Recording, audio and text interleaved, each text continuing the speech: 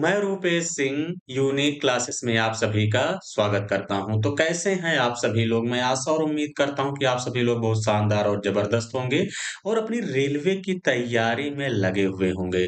तो जैसा कि मैं आप सभी लोगों को best top 10 previous year question कराता हूं, चाहे वो आपका ग्रुप डी हो, चाहे एनटीपीसी का आप प्री या मेंस देने वाले हैं। बस एक बार मैं आपको स्क्रीन पर दिखा देता हूं कि आज मैंने कैसे-कैसे क्वेश्चन यहाँ पे सेलेक्ट किए हैं। देखिए इसी टाइप के क्वेश्चन आपको एग्जाम में खूब देखने को मिलते हैं। तो चलिए शुरू करते हैं। आज के दिन का सबसे पहला क्वेश्चन ये रहा आपकी स्क्रीन पर। देखिए एक बार आप लोग वीडियो को रोका करिए, खुद से बनाने की कोशिश किया करिए। नहीं आता है तब आगे आपको देखना है। जैसा कि पहला क्वेश्चन आपसे कह रहा है कि 4, 9, 12 का चतुर्थानुपाती क्या होगा? यानी फोर्थ प्रोपोर्शनल आप सभी लोगों से पूछा गया है। तो देखिए जैसे आपको 4, 9, 12 का चतुर्थानुपाती निकालना है तो कैसे निकालेंगे? ध्यान समझिएगा। सबसे पहले आप लोग ट्राई कर लिए होंगे 4:9। उसके बाद देखिए समानुपाते कितना हो जाएगा 12 और रेशियो क्या हो जाएगा यक्स। क्लियर है? देखिए बीच-बीच का गुणा होता है किनारे-किनारे का, इस बात का ध्यान देना। तो 12 नवैया कितना हो जाएगा 108 और बटे कितना हो जाएगा 4 यक्स बराबर यही हो जाएगा।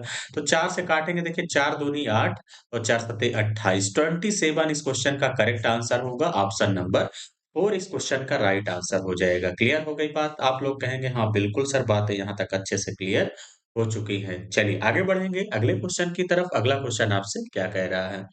अगला क्वेश्चन कह रहा है कि ए, बी और सी एक कार्य को क्रमशः 20, 30 और 60 दिनों में पूर्ण कर सकते हैं। ए प्रत्येक दिन कार्य करता है, बी सभी विषम संख्या वाले दिनों में ए की सहायता करता है, जबकि सी सभी सम संख्या वाले दिनों में ए की सहायता कार्य करता है, तो कार्य कितने दिनों में पूर्ण हो जाएगा? देखिए अल्टरनेट वाला सवाल बड़ा इंपॉर्टेंट होता है और हमेशा पेपर में पूछा जाता है, बच्चे गलतियाँ करते हैं। एक बार आप लोग करने की कोशिश करिएगा इस क्वेश्चन को, फिर देखिएगा। क्वेश्चन देखिए आपसे कह रहा है कि ए है, बी है और सी है। यही है। अगर देखिए सेशन अच्छा लग रहा है तो एक बार आप लोग ज़रूर वीडियो को लाइक कर दिया करिए। ये 20 है, ये 30 है, ये क्या है 60। क्लियर है? तो देखिए 20, 30, 60 का एलसीएम ले लेंगे तो यह 60 आ गया। यही आपका क्या हो जाएगा टोटल वर्क हो जाएगा। आप कहेंगे हाँ बिल्कुल सर। तो देखिए 20 तिहाई 60 इसका मतलब ये हुआ एक ए 1 दिन में 3 यूनिट काम करता है। 30 दूनी 60 इसका मतलब बी 2 यूनिट काम करता है। 60 का नम 60 यानी सी 1 दिन में 1 यूनिट काम करता है। यही इनकी क्या है क्षमता है। क्लियर है? अब देखिए ए तो कह रहा है डेली काम करता है। ए इसका मतलब ये है कि काम में डेली बना हुआ है, इस बात का ध्यान देना। क्लियर है? ए डेली काम में बना हुआ है। बी देखिए सभी विषम संख्या वाले दिनों में ए की सहायता करता है। तो डी देखिए विषम संख्या वाले में बी यहाँ सहायता करेगा, बी यहाँ सहायता करेगा। देखिए ये पहला दिन था, ये दूसरा तो आपको पता है कि सब संख्या विषम संख्या किसे कहते हैं, ये चौथा दिन ऐसे बढ़ता चला जाएगा। क्लियर है? उसके बाद कह रहा है जबकि सी सम संख्या वाले दिन, यानी सी यहाँ पे आएगा, सी यहाँ पे आएगा। क्लियर है? तो यानी ए और बी एक दिन में काम कितना किए? बी मिलकर 5। ए और सी कितना किए? 4। यानी 5, 4, 5, 4 ऐसे लिखते चले जाएंगे तो भी आंसर आएगा। लेकिन ऐसे करना नहीं है। देखिए 2 दिन में टोटल काम हुआ कितना? 9।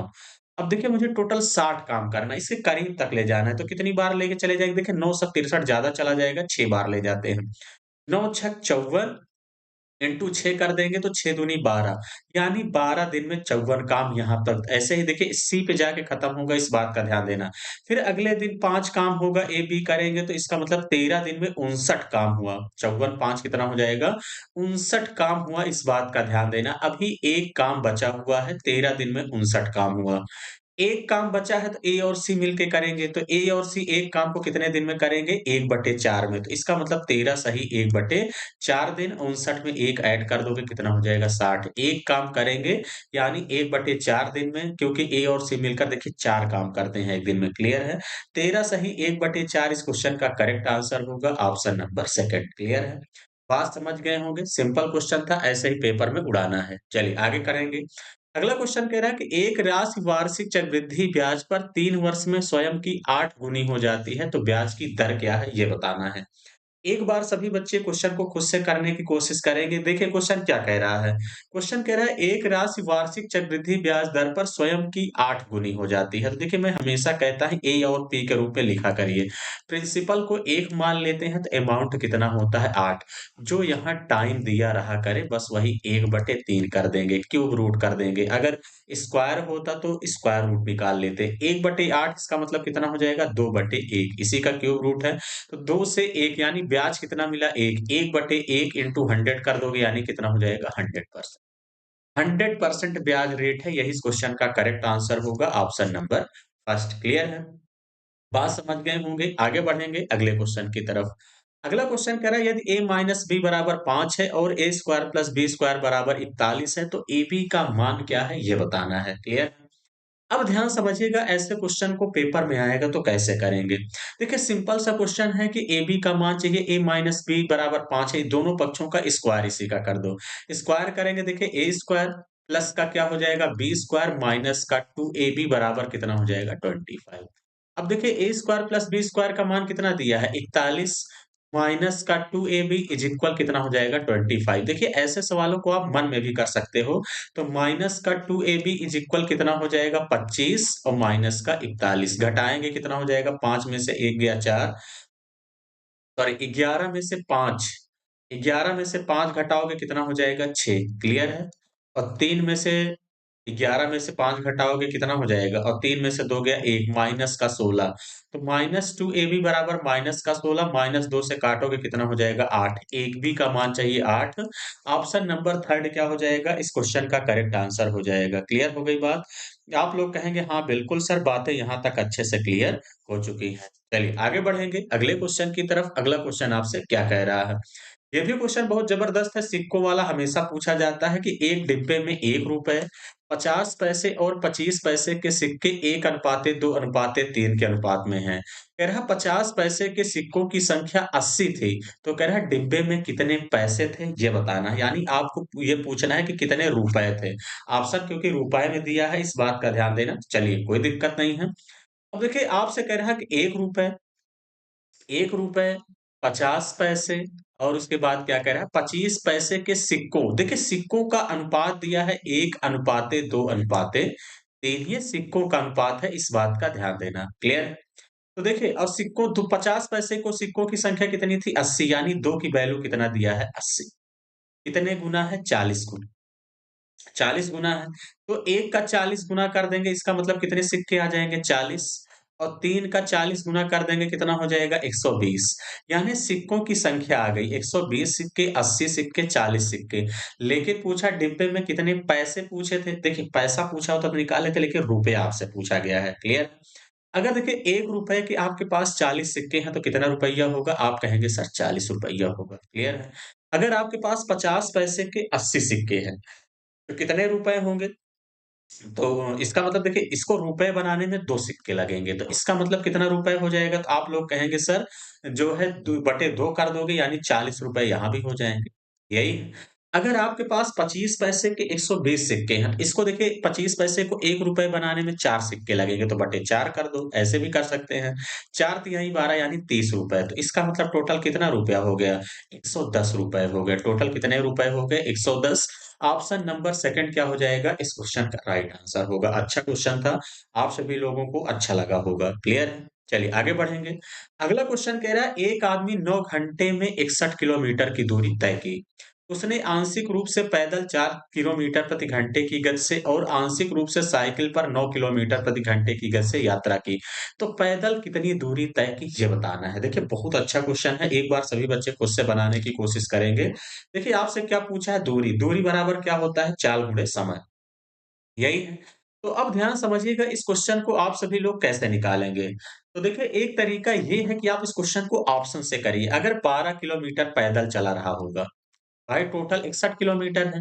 अगर 12 किलोमीटर पैदल चला रहा होगा तो 11 में से 2 गया 9, अब 5 में से 1 गया 49, यही है। और देखिए आपसे कह रहा है पैदल किससे स्पीड से चलता है 4, साइकिल से कितना चलता है 9, कटेगा नहीं, इंटीजर नंबर है क्योंकि 9 घंटे सैटिस्फाइड करना चाहिए, पहला ऑप्शन नहीं होगा। अगर पैदल मान लेते हैं कि 16 चला होगा, तो इसका मतलब साइकिल से कितना चला होगा 61 से 16 घटाएँगे 11, 11 में से 6 चला जाएगा कितना हो जाएगा 5 और 5 में से 1 गया 4, 45। इसको 4 से भाग करिए, इसको 9 से, क्योंकि 9 घंटे आना चाहिए, 4 चौके 16 तो 4 किलोमीटर प्रति घंटे, 9 बचे 45, 5 घंटे। तो इसका मतलब 5-4 कितना हो जाएगा 9 घंटे सैटिस्फाइड कर रहा है। ऑप्शन नंबर सेकंड क्या होगा? इस क्वेश्चन का राइट आंसर होगा। क्लियर है? ये देखिए सबसे बेस्ट तरीका है क्वेश्चन को करने का, ऑप्शन ही इसका सबसे बेस्ट तरीका है। देखिए अगला क्वेश्चन क्या कह रहा है? क्वेश्चन कह रहा है यदि माध्य और माध्यिका क्रमशः 4 और 5 है तो बहुलक ज्ञात कीजिए। तो देखिए बहुलक बराबर होता क्या है? देखिए वेरी वेरी इंपॉर्टेंट सवाल है और अक्सर पेपर में पूछा जाता है। रेलवे के लगभग हर सेट में आपको मिल जाएगा। बहुलक बराबर होता है 3 इंटू माध्यिका। क्लियर है? अब देखिए ये आपका माध्यिका में देखिए कितने हैं 1 2 3 तो 3 से गुणा तो -2 इंटू माध्य। क्लियर है? याद करने का सबसे सिंपल तरीका है। तो बहुलक निकालना 3 इंटू माध्यिका कितना दिया है 5 -2 इंटू 4 माध्य कितना दिया है 4 15 में से 8 घटा दोगे कितना हो जाएगा 7। कई बार पूछा गया है 5 स्टार बना के इसको याद कर लीजिएगा, कंठस्थ कर लेंगे, ये सवाल जरूर पेपर में देखने को मिलेगा। क्लियर है? चलिए आगे बढ़ेंगे अगले क्वेश्चन की तरफ। अगला क्वेश्चन कह रहा है एक आयत की लंबाई देखिए आपको 15 सेंटीमीटर दिया है। लंबाई कितना दिया है 15 सेंटीमीटर और क्षेत्रफल देखिए क्या होता है लंबाई गुणे चौड़ाई। यही होता है कितना दिया 150 सेंट। देखिए एग्जाम में जैसे क्वेश्चन आप पढ़ते जो दिया है करते चलिए। देखिए एल बराबर आपको कितना दिया है 15 15 रख देंगे तो 15 इंटू बी बराबर कितना हो जाएगा 150 तो यानी इसका मतलब चौड़ाई कितनी हो जाएगी 10। तो लंबाई और चौड़ाई दोनों मिल गई। देखिए वैसे भी एरिया अगर 150 है तो ये चीज अपने मन में रख सकते हो तो इसका मतलब कहीं न कहीं चौड़ाई 10 सेंटीमीटर होगी। यदि केवल लंबाई बढ़ाकर क्षेत्रफल को कह रहा है केवल क्या बढ़ाना है लंबाई को इंक्रीज करना है, क्षेत्रफल को मूल क्षेत्रफल का 1 सही 1/3 गुना कर दिया जाए। मूल क्षेत्रफल कितना है 150 और 3 एकम 3 3 एक 4/3 यानी बढ़ा दिया जाए तो 4/3 कर देंगे 3 पचे 15 5 चौके 20 इसका मतलब एरिया कितना करना है 200। अगर 200 करना है तो 200 कब आएगा 20 दाम में 200 यानी कहीं न कहीं लंबाई में 5 सेंटीमीटर इंक्रीज करना पड़ेगा। आप डायरेक्ट सोच सकते हैं। क्लियर है? हो जाएगा, आप कहेंगे हाँ बिल्कुल सर लंबाई कितनी हो गई आपकी 15 5 20 और चौड़ाई कितनी हो गई 10। परिमाप पूछा है तो इंटू 2 कर देंगे 20 10 30 यही हो जाएगा आप सभी लोगों का। देखिए 20 10 30 दूनी कितना हो जाएगा 60। 60 इस क्वेश्चन का क्या हो जाएगा करेक्ट आंसर होगा। क्लियर हो गई बात? आप लोग कहेंगे हाँ बिल्कुल सर बातें अच्छे से क्लियर हो चुकी हैं 60 सेंटीमीटर। चलिए आगे बढ़ेंगे। अगला कह रहा है उस बिंदु के निर्देशांक ज्ञात कीजिए जो बिंदु 2 4 और 7 9 को मिलाने वाली रेखा को आंतरिक रूप से 1:2 के अनुपात में विभाजित करेगा। इंपॉर्टेंट क्वेश्चन है हमेशा पूछा जाता है एक बार सभी बच्चे लगाने की कोशिश करेंगे। तो देखिए जैसे आपसे कह रहा है उस बिंदु के निर्देशांक ये बिंदु है। एक आपको 2 और 4 दिया है। देखिए मैं आपको दोनों तरीके सिंपल भाषा में बताता हूँ सॉरी ये आपका x1 है, ये आपका y1 है, क्लियर है? और आपको 7 और 9 दिया है तो ये आपका x2 है, ये आपका y2 है। यहाँ एक बिंदु है 1:2 तो इसको हम यम मान लेते हैं, इसको यन मान लेते हैं। इसका देखिए आंतरिक अगर विभाजित करता है तो एक सीधा-सीधा रिजल्ट याद रखना है, होता है mx2 क्या होता है mx2 plus nx1 mx2 plus nx1 अपान क्या हो जाएगा आपका यम प्लस यन। यही हो जाए एक्स वाई का निर्देशांक मैं आप लोगों को बता रहा हूँ कि क्या हो जाएगा। क्लियर है? उसके बाद देखिए यहाँ पे आप सभी लोगों का क्या हो जाएगा my2 और प्लस का ny1 यही हो जाएगा और बटे कितना हो जाएगा यम प्लस यन यही है।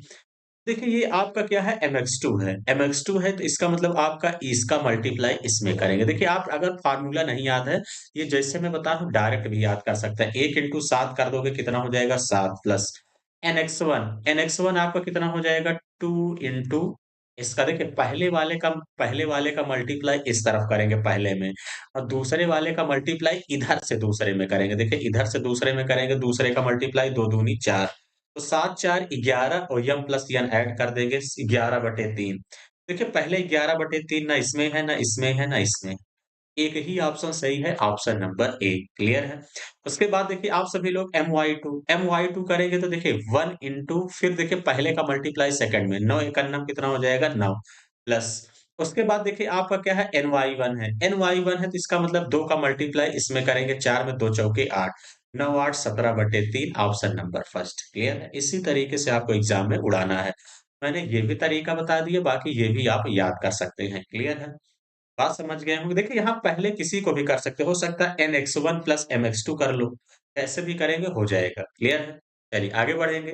आज के सफर का आखिरी क्वेश्चन है कि 5 व्यक्ति अभिराज, ब्रिज, ऋच और दास एक सीढ़ी के ऊपर बैठे हैं। ज़रूरी नहीं कि इसी क्रम में हों। कह रहा है राज ऋज के ठीक ऊपर है।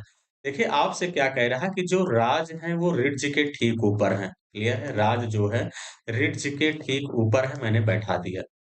राज रिड्ज के ठीक ऊपर रिड्ज अभी के ठीक ऊपर है, जो रिड्ज है ये अभी के ठीक ऊपर है, तो अभी इनके जस्ट नीचे होंगे, क्लियर है? अभी के ठीक ऊपर है रिड्ज और दास। देखिए रिड्ज कह रहा है रिड्ज यहाँ पे है और दास के बीच 2 पर्सन देखिए दास ऊपर भी हो सकता है, नीचे भी अभी छोड़ दीजिए। ठीक है? रिड्ज और दास के बीच केवल 2 व्यक्ति हैं। यदि दास अभी के नीचे बैठा है, देखिए दास जो है अभी के नीचे बैठा है, तो दास यहाँ पे हो जाएँगे, क्लियर है? अब क्वेश्चन यहाँ पे कह रहा है कि रिड्ज और दास के बीच 2 व्यक्ति हैं, तो एक बंदा यहाँ पे बैठेगा। इसीलिए दास को मैंने यहाँ पे बैठा दिया। क्लियर है वो कौन बंदा छूटा है? तो कौन-सा बंदा आप सभी लोगों का छूटा है? तो आपसे क्वेश्चन में कह रहा है कि दास और राज के बीच कितने व्यक्ति होंगे? तो 1, 2, 3 देखिए नाम लिखने की ज़रूरत नहीं है, जो पूछा है उतना ही काम करिए। ऑप्शन नंबर सेकंड क्या हो जाएगा? इस क्वेश्चन का करेक्ट आंसर होगा। बाकी कौन-सा छूटा है इसमें आप देख ही सकते हैं। तो चलिए सेशन कैसा लगा? कमेंट बॉक्स में कमेंट करके ज़रूर बताइएगा। बाकी आप सभी लोगों के लिए मैं डेली क्लासेस लाता हूँ, जो बच्चे नए हैं चैनल को ज़रूर सब्सक्राइब कर लीजिए। तो चलिए आज के लिए इतना ही। Thank you. All the best.